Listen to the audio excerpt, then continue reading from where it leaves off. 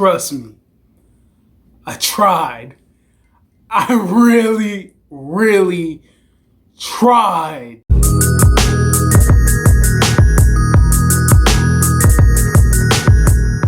Welcome everybody, I'm RJ of The Nerdy Brew, and here on this channel we talk TV, movies, and everything in between, all while drinking a cup of coffee. Now if you like one of those things or all of those things, why don't you consider like, subscribing, and hit that notification bell, and becoming a fellow Brewster. So today, fellow Brewsters, I'm not going to do a traditional review. This is a coffee talk, and the thing about my coffee talks is a little bit more off the cuff, and I do talk authentically and genuinely with everything I do, but I do have outlines where I say I want to bring out this point, this point, this point, and this point. But with the coffee talk, it's more informal, because I'm not going to bring out directors or background news or different technicalities and stuff like that, just because I don't want to edit. And I'm also editing this late, or I'm recording this late at night, just to have it out there. I'm postponing this because we are talking about Army of the Dead, but I was gonna record it with Couch God. Couch God got pulled to another thing that he had to do, and I was just procrastinating, and that's what happens when you procrastinate. You get to things late. So now we're here, but I'm glad that y'all decided to click on the video and join me in having this discussion and beverage. So with that being said, we're talking about Army of the Dead, the new Zack Snyder movie that is a Netflix original, and it stars Dave Bautista and Ghost and a whole bunch of other people. And what they are mercenaries during a zombie outbreak that happens in Las Vegas, and they get pulled by Sensei Hanada. He was Sub-Zero. No, I'm sorry. He was Scorpion in the latest Mortal Kombat movie. He was in Westworld. He was Detective Lee's brother in Rush Hour 3. He's an amazing working actor, and he is the one who pulls Batista and his crew together to go do a heist inside ground zero of Las Vegas of these zombies, right? To go get a big astronomical number of millions of dollars. I think it was 200 million that he wanted to receive from a vault that was supposed to be tax-free. So they so they end up doing pulling a team together, kind of like Ocean's 11, setting it up just like a heist, right? And there was this German dude who was the safecracker named Dieter, and Dieter was my favorite character throughout the movie. This movie is 2.5 hours long. I will say, next to him, he was my favorite character, but the best acted was Omari Hardwick, and he has a very great monologue in the middle of the movie, and then he also has a performance centered on him at the end of the movie. Spoilers. Yo, you know what I'm saying? I'm gonna just end up doing spoilers. So we end up meeting. The movie starts off right with with the virus. And it starts off with Area 51, and in the background you see two lights, and I noticed it during the movie, and I was like, Area 51, and then they just zoom off, and I was like, that's neat, right? And then they say the 4 horsemen are leaving the grounds, right? And it's a convoy from Area 51 of 4, military trucks. And then in the start of the movie, this man is getting super dome, right? Let me not say that. He was getting some brain. I was getting some. Shout out to Shauna and Ludacris, DTP. And after that, right? So he getting some. He get distracted. They crash. Come out the crate. Super zombie Zeus soldier gets out. Starts eating everybody. So he seems to be patient 0. And he is the catalyst to why the outbreak happens. So with that being said, my dog is in here. I don't know what she gonna be acting like. So we're just all in this moment together. So, you know, the outbreak happens and he's biting everybody. And then we have this montage. And the thing about the montage as the opening credits show how the outbreak happens. And I'm thinking to myself, dang, Zack Snyder loves his folk music. Like, he will always drop the banjo and the kumbaya and all of that slow music, and that was just so long. And I'm like, guy, I know that's your signature, but this is a different movie with a different atmosphere. Like, you gotta bring something different to this, player. You know what I mean? So, anywho, that kind of just took me out, and I was like, okay, we're in a Zack Snyder movie. So, you know, we got that, and Theo Rossi, he shows up, who is Juice from Sons of Anarchy. He had a very detailed and character-driven arc in that show. So he's here and he plays a douchebag, and they have like, I don't want to say concentration camps, but refugee camps for people who lived in Las Vegas who didn't get infected.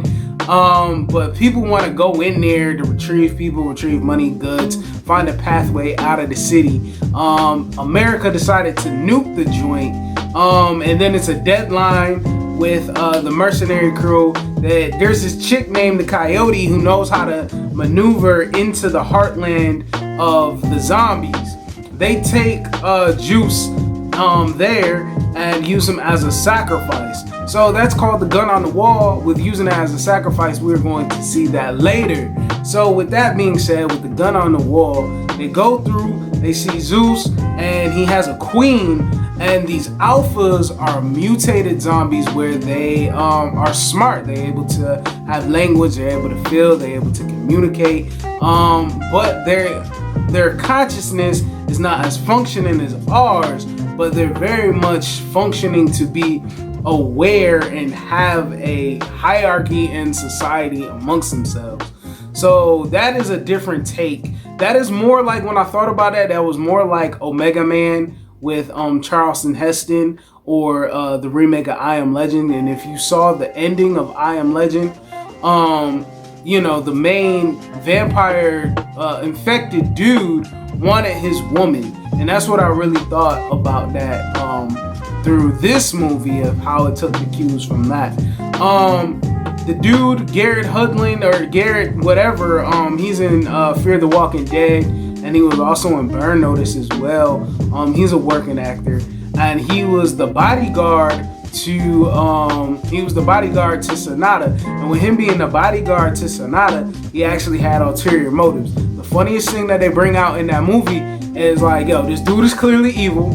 I don't know why he's here, and his motives is to go behind our back, and we should kill him. And that was brought out by the pilot. And she was just like, I'm willing to do this for the money. And that ended up happening.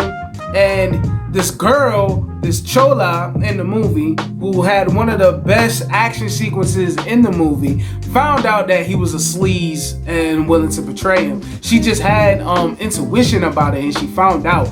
And he let her die. I was pretty upset about her death, just because everybody just watched her die. When y'all are fully capable, throughout the movie, they show that y'all capable of doing headshots. Crazy, bang, bang, bang, bang. Zombies just dropping. And then with the zombies just dropping, y'all just seeing somebody who's a great additive to y'all.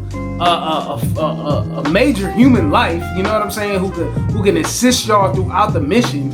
And y'all let her die.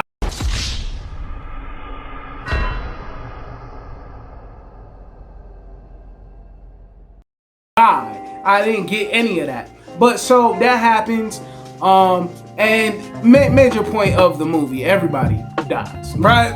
Oh, Dave Bautista's daughter, she's like, yeah, I'm gonna come with y'all. What? You're a liability.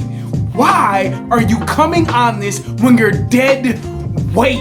If I was Dave Bautista, I would have said, you're my daughter, you're not going. If I get your friend, I get your friend. But this changes lives. You're not coming with me. And then it was like, you know what I'm saying? She just muscled her way in. Oh yeah, I'm tough. So yeah, I'm coming. Oh my God. And now just detracted. And come to find out at the end of the movie, Batista, his daughter, the woman that they try to get, and I was hoping that they did get her.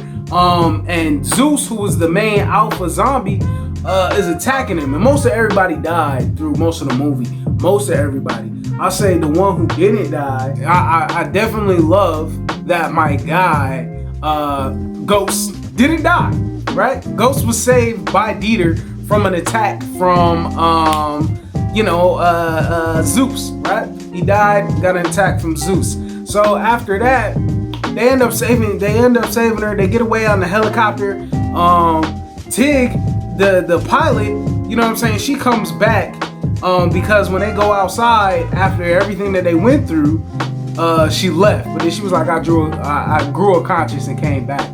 So then these fools, Zeus come through, and then how Zack Snyder directed it, the fallout happens of the explosion from the USA sending the nuclear bomb, because it was pressed for time for that. That ended up happening, and then Geeter, the woman that they was trying to retrieve in the helicopter crash, you don't even see if she lived or not. So that was kind of pointless. Everything happened was pointless, right? And then they opened it away from a sequel because Amari Hardwick, Ghost, ended up living because he had a bite and he was on his way to Mexico. And so with him going towards Mexico, it's like, okay, that's probably where the new outbreak is going to be, and he's going to be the Omega. So he might be a different rendition, or different rendition or a different mutation of the virus. There were also robot android zombies. That was a thing. There was the zombie tiger. That was pretty awesome.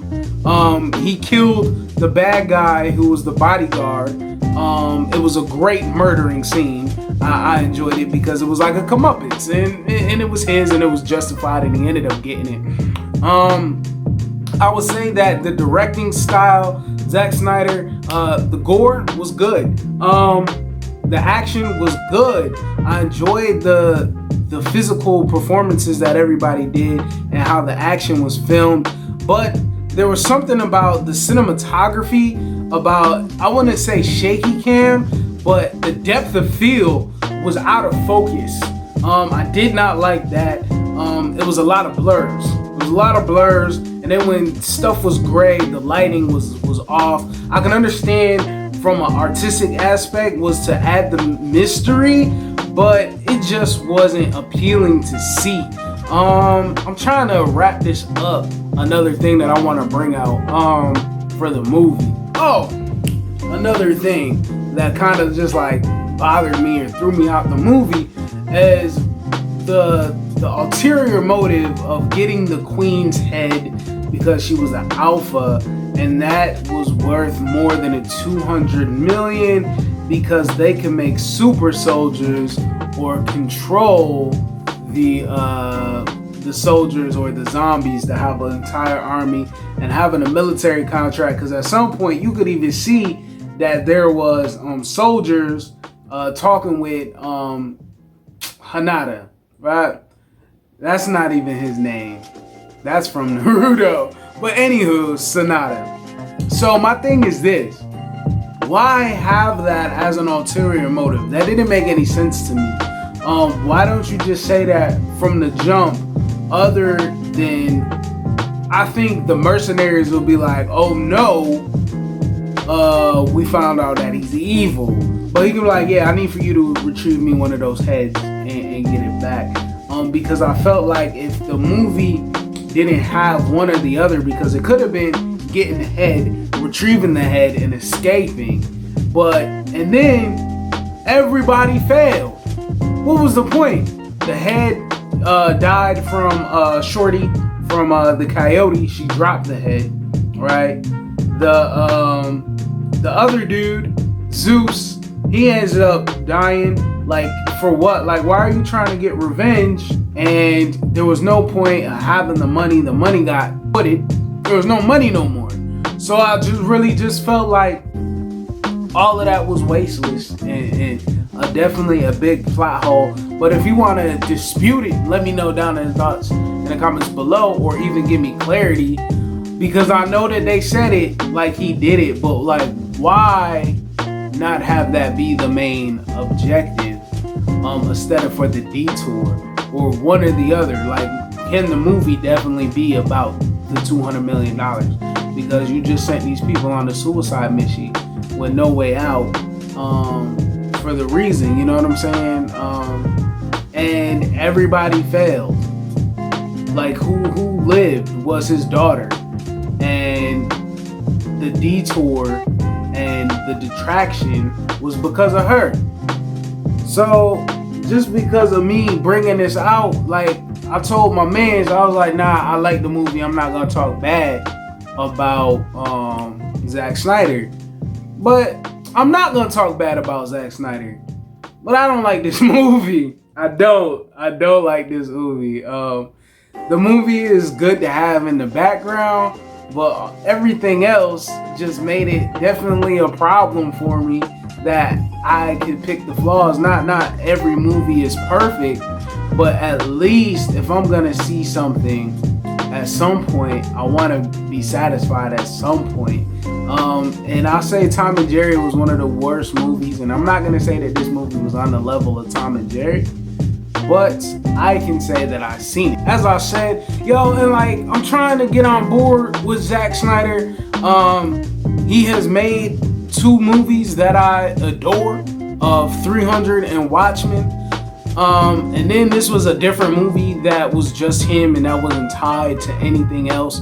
And it wasn't like he was trying to make a statement. But I did not like how the movie was pointless. There was no objective of success, and I don't like movies where it's a suicide mission. And I don't mind stakes, I don't mind tension, I don't mind collateral damage, but I don't like when things are pointless. And so the movie, most of it was just visual noise, just a lot of bang bang, a lot of gore, a lot of that. So the things that were highlighted throughout the movie, Dieter was awesome, Amari Hardwick was a great additive. Yo, this man had a whole chainsaw. They made it seem like it was a thing, and throughout the movie he didn't use it, so it was like, what was the point of that? The camaraderie between everybody seemed well. It was just a new team coming together, but that was, you know, when they happened to be together and knowing what it was, I enjoyed their camaraderie. So, you know what I'm saying, it was good things to like, but it wasn't everything to like. And this video was longer than I expected it to be. But with that being said, it is just me expressing what it was without any structure or following everything on together, because this was just off the cuff. And I would love to know your thoughts down in the comments box below about Army of the Dead. Is that what this is? Army of the Dead. I was gonna say Army of Darkness. That's something else. But yeah, Army of the Dead. Like, share, comment, and subscribe. Once again, I would love to hear your thoughts. I will be doing a giveaway probably pretty shortly. I'm going out of town. I am looking forward to A Quiet Place 2, because that movie, the first one, was my favorite movie of 2018. So I'm definitely attached and very hyped for that. I don't know when I get to it because I will be out of town. Follow me on my Instagram at rjnerdybrew315 if you want to keep tabs on me. And I'm just looking forward to the channel growing. I'm looking forward to y'all being here. That's the reason why I made this video, was for my subs, because I was not going to do it. I wasn't. I was just gonna, I lost the passion and vigor, but I forgot the goal of bringing a community together. So I'm so happy that you guys are here. And yeah, I'm gonna bring this video to an end. I want to hear your thoughts, questions, and concerns down in the comment box below. And with that being said, I want you to be you, do you, see the bigger picture. Have a fantastic day, because you deserve it. This is that channel. Peace.